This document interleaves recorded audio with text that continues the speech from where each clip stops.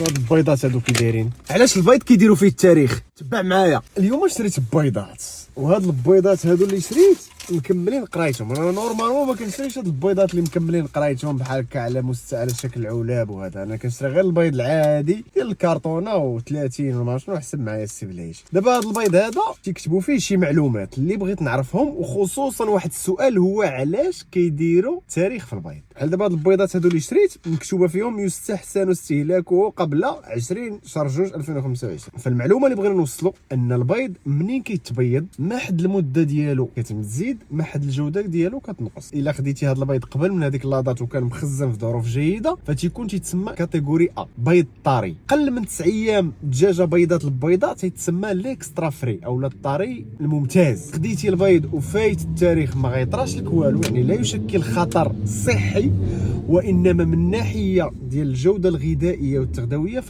فغتاثر. وبالتالي حتى الطريقه باش غنطيب البيضات الا خديتهم قبل هذا التاريخ، خديتي البيض جديد تقدر ديرو شي شويه ما طايبش، ولكن ما حد المده ديالو كتعطل. خصو ضروري يطيب مزيان ودرجه الحراره تدخل معاه مزيان. يعني البيض المسلوق يعني ما تاخذوش خضر كاع، دوك اللومليطات اللي هذا بوكسين ما كاينش. وديما منين تشري البيض ما تغسلوش. بارطاجي لي هذه المعلومه مع صحابك واكي عاود ربي.